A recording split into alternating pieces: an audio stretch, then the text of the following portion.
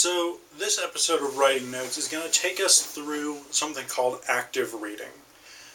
Now this is really important for being successful in university, and if you watch my video on how to succeed in university, I talk some about this. So this time I'm going to take you through in a bit more detail, so hopefully this will be more useful. Now, what is active reading? What makes it different than regular reading? Well, to sort of set up a comparison, passive reading is when you just sort of skim the words and you say, okay, I know what this says. Active reading involves annotating, it involves asking questions of the text, it involves thinking critically, making comparisons, making connections, and so on and so on. So, part of what I'm going to show you guys today is some of the annotation that I've done in a particular page in our English 102 textbook, Joining Academic Conversations. So this is a page on evaluating information, evaluating sources that you found while you're doing critical research. So I'll show you guys this, and basically what you'll notice on here is I've got a lot of underlining, I've got a lot of sort of bracketing pieces of information, I've written sort of marginal comments and things like that. I've written things that I want to remind myself about, and so on and so on. So, you take here, hopefully you guys can see this okay. This is a sort of, I can't actually see the camera lens from here. I mean, I can see the lens, but I can't actually see how close I am to this, so I apologize if this is not very clear. But you can see here, I've got some sort of marginal notes. In this case, these are marginal notes responding to things that I've bracketed or things that I've underlined in the text. I've got notes about ethos here in the section on authority. So this is connecting us back to something we would have talked about earlier in the semester when we talked about ethos, pathos, and logos, the three rhetorical appeals. Ethos, of course, being the authority of an author or the credibility of an author. So in this case, we've got that sort of connection back to something we've done earlier in the semester. Now on the other sort of side of this, the second page, I've done similar things. So I've circled some things that I think are important. I've circled this particular bullet point because I feel like that's a particularly good one. Again, I've written marginal notes, and I want to draw your attention to these marginal notes up here. Because this is where I've written some questions, and this is a really good thing to do, particularly if there's something that you're unsure about.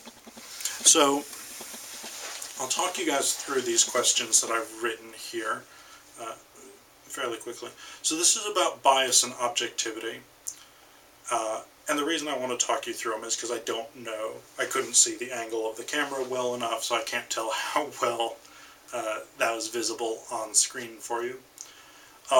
So this is talking about information being presented objectively or subjectively, objectively or with a bias, as they put it.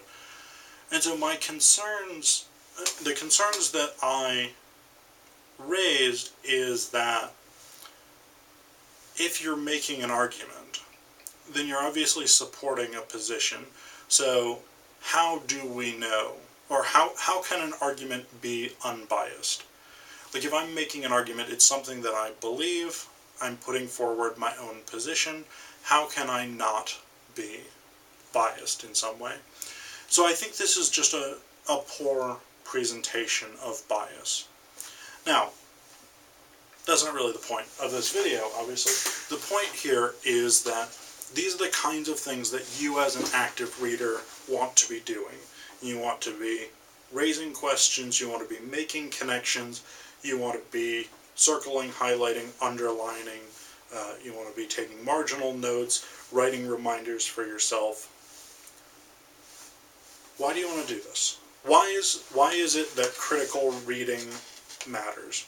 Well, the reason that critical reading is important is because this is the best way to learn information from a text. When we just read, and by and large, this is, I mean, there are people who have like photographic memories or whatever it is. Fine, great for you. For the rest of us, this is the best way for us to learn. And study after study after study have shown us that this is an effective way of engaging with written material. Because by and large, the human mind is not sort of predisposed to engage in detail with written literature or with written texts.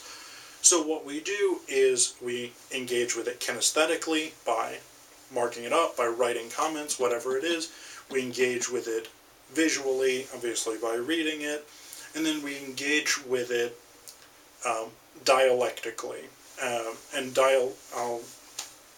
not going to explain dialectics in this particular video, but basically the idea is that you put sort of multiple components, multiple things together to produce new ideas, new insights, etc., etc.